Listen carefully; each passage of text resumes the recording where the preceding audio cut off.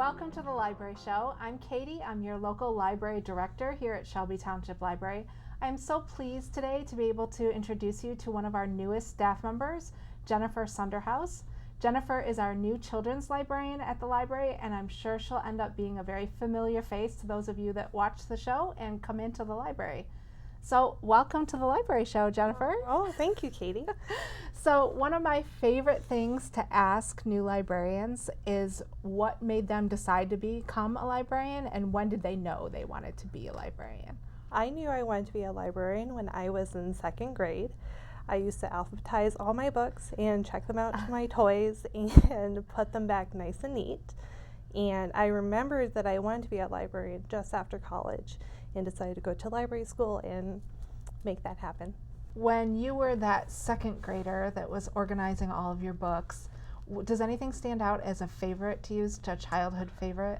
My favorite book when I was a kid, I read everything in the library. I grew up on a military base, so my friends would move away every year like clockwork. So I would just read whatever I could get my hands on. And we lived in Fort Bliss, which is in El Paso, which it was literally 1,000,000 degrees in the summertime. So I would stay in the air conditioning and read. I'm not made for the heat. But my favorite book was The Secret Garden.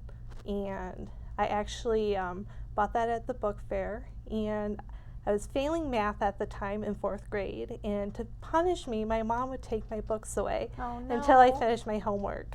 Oh no, that's so sad. So I had to wait to find out what happened to Mary Lennox and if her and Colin and Dickon, how their adventure ended. So can you tell us a little bit about your background, where you went to school and where you were a librarian first? Okay. I have my undergraduate degree from Grand Valley State University in English Literature, and then I went to Wayne State to get the Master in Library and Information Sciences. And I've worked at the Inkster Public Library, the Wayne County Library for the Blind and Physically Handicapped, Auburn Hills, and Fraser Public Library, and now here at Shelby. Great. And so now that you've finished school and you're in the field of librarianship, what do you find is your favorite part of being a librarian? I really like helping people find new books. So I can help people of all ages find the perfect book for them, and that's the best part, especially if they like the book and come back and tell me that they really enjoyed it. So you've been here this whole summer when we've been having our summer reading program, and our theme this year was superheroes. Every hero has a story was our tagline, and we've sort of dedicated all of our programming and all of our reading prizes towards superheroes this summer. So here's the question: who's your favorite superhero? My favorite superhero, although I love the Marvel Universe, I love Batman. He is my favorite. Okay. Hands down. All right, you're a Batman fan. And so if you had a superpower, what would your superpower be? I think it would be really cool to be able to fly or apparate, because I would save so much money on gas. Okay, that's great. So what about villains? Is there any literary villain that sort of sticks out as your favorite? I am a huge Game of Thrones fan. So a lot to choose from in the villain arena there. Just about everybody. I think my favorite right now would be maybe Cersei Lannister. Mm-hmm. She's so manipulative, and she's trying to stay on top by any means possible, but she also has a really sensitive backstory. So she has that soft spot, but she's not somebody that you would want to double cross. True, very true. So as a children's librarian here at Shelby, you will work with all ages from birth until college. But is there one age group that really grabs you, that you feel more connected with, maybe? Well, I really love kids. I really enjoy working with teens. They're really silly and really goofy. And I just click with them. Did you have any experience at other libraries working with teens?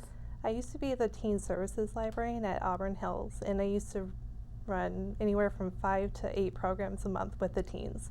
So we did a lot of cool stuff there. What was your favorite thing that you did with teens? I really loved my monthly anime club, and we would hang out, eat snacks, and do an anime craft and watch an anime movie and kind of geek out and cosplay every now and again. And we also had a couple Pokemon hangouts, which were really cool because I've been playing Pokemon since 1997. So I have some skills, just saying. I heard you at the reference desk talking about anime with a young boy not too long ago, so I know you know your stuff. Yeah, I'm a closet nerd, but... So if a teen came up to you this summer and said, I need a good book to read, is there a go-to book that you're recommending for teens this summer? There's a really excellent series by Marissa Meyer, and it's the Lunar Chronicles, and it's good for 6th grade and up, but it's a dystopian sci-fi fairy tale retelling of Cinderella, Little Red Riding Hood, Rapunzel, and Snow White. So this would be good for kids that love that series after they finished Harry Potter and Aragon and Percy Jackson. Right. And there's a little bit of something for everybody. So there's some action, there's some sci-fi, there's the fairy tales that we know and we love. But then there's also a little bit of romance, but not too much for the boys. Okay. And then there's a lot of action, and all the girls are really strong heroines, which I love.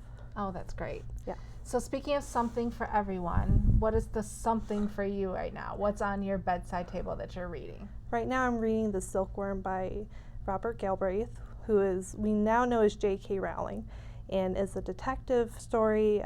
This war veteran, Cameron Strike, is making a name for himself, and he has taken on a case to find the killer of Owen Quine, and he is trying to solve the case. And I think I know who did it, but I will hopefully find out by this weekend if I'm right. So that is J.K. Rowling's first foray into adult literature, right? Well, first she had The Casual Vacancy, which is right, also okay. really good.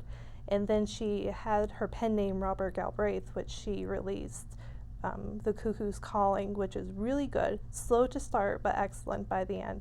And then The Silkworm is book 2 in this series. Great. Well, and so all those books are available at the library. So Of course. if patrons want to come and check them out, they can come talk to you for reviews and Yes. find the book at the library and check out that series, right? Yeah, Terrific. really good. Thank you so much for talking to us Sure. today. We really enjoyed getting to know you. Please, if you're in the library, come and say hi to Jennifer. She would love to meet you all as well. We'll see you soon. Stay tuned for our next segment.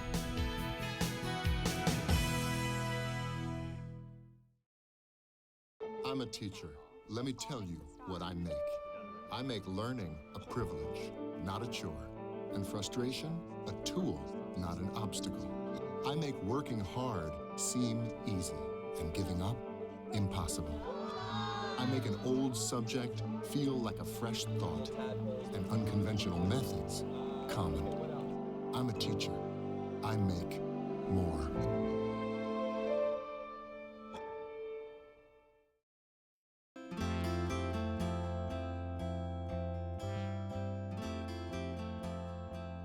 Welcome back.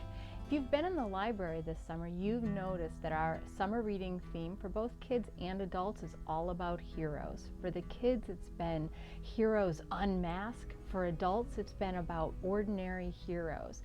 I thought today I'd highlight some great books that talk about both superheroes and ordinary heroes. Starting with some of the classic superheroes, I've got Capes, Cowls, and the Creation of Comic Book Culture. It talks about some of the very first superheroes, the very first comic books, and how that's developed and changed as our culture has changed and as history has affected what we're seeing in popular culture over the ages. This book has a lot of great pictures, a lot of graphics from comic books throughout the years, and it's just got some really fascinating information and facts about the history of comic books in our country.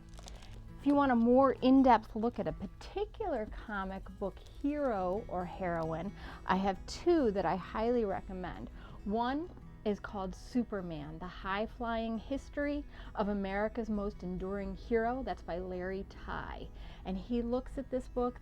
Superman was created by two men in Cleveland during the Great Depression, and how they struggled to get him published in the first place, and then the way the idea of Superman took off in movies and television shows and comic books in ways that those two men never imagined.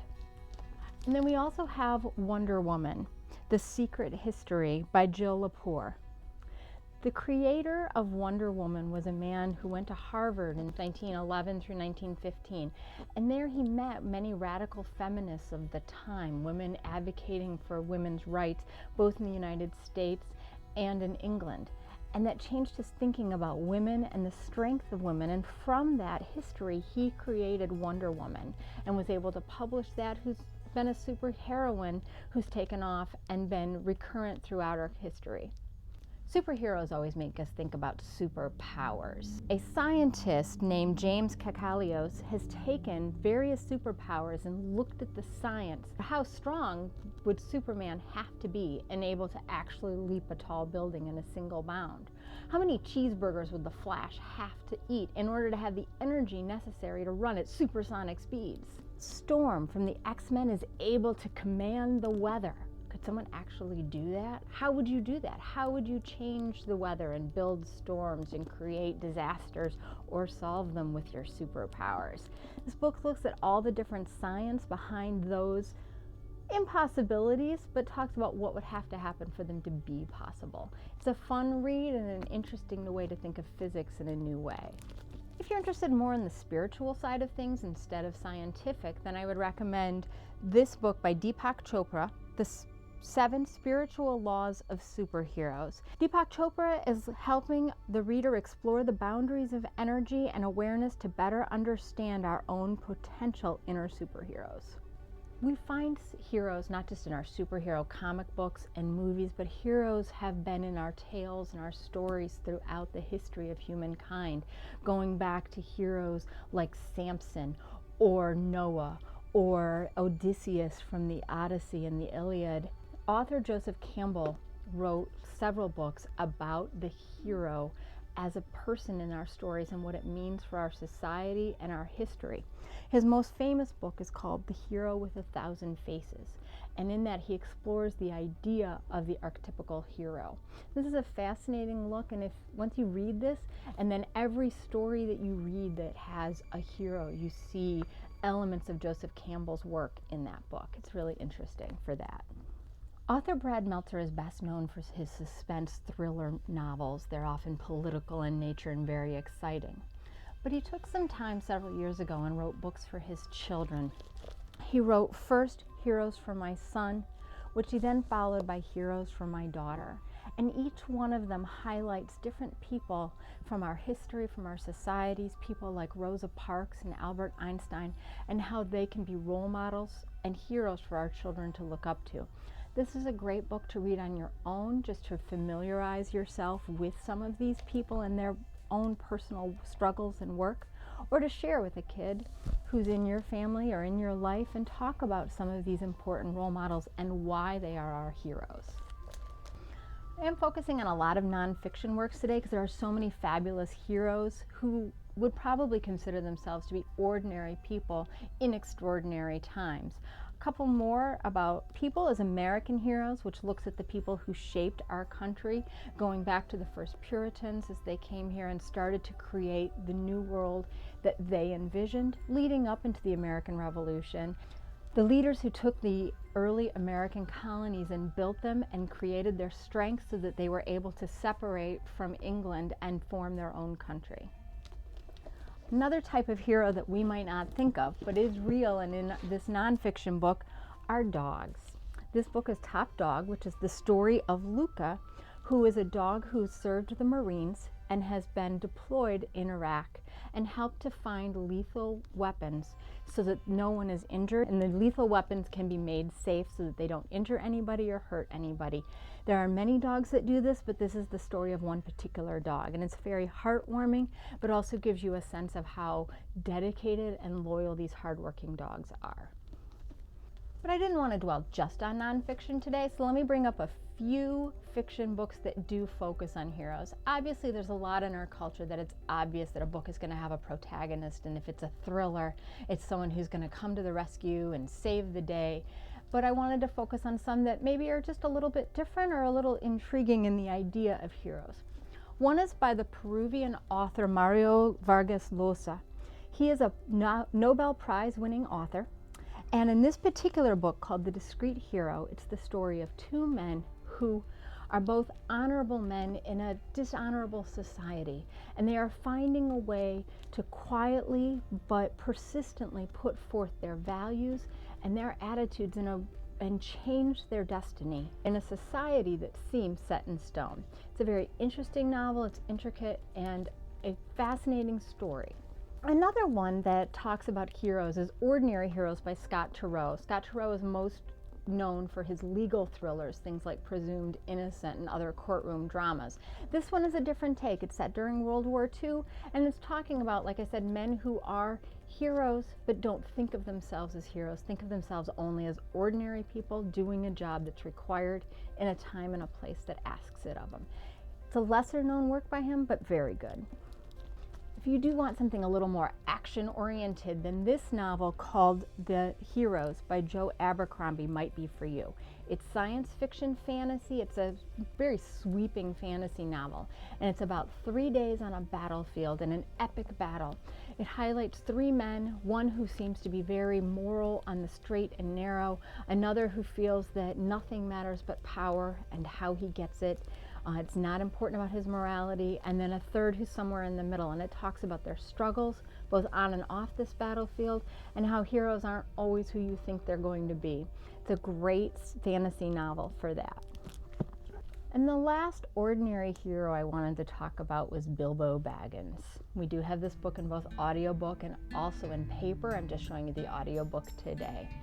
Bilbo Baggins is a hobbit who lives in his quiet little hobbit hole in Bag End and doesn't want adventures, he thinks. Until one day, 12 dwarves and Gandalf show up at his door and ask him to come on just a little adventure with them. Bilbo, if you read through the book, and I think most people know a bit of the story, he becomes a hero he never expected. Someone who rises to challenges and realizes that as much as he loved the comfort of Bag End and his 5 meals a day, he also loves the excitement of being part of a company on a quest. And that is a fabulous book, and it's also a great movie and just really leads us into the travels of this particular hero.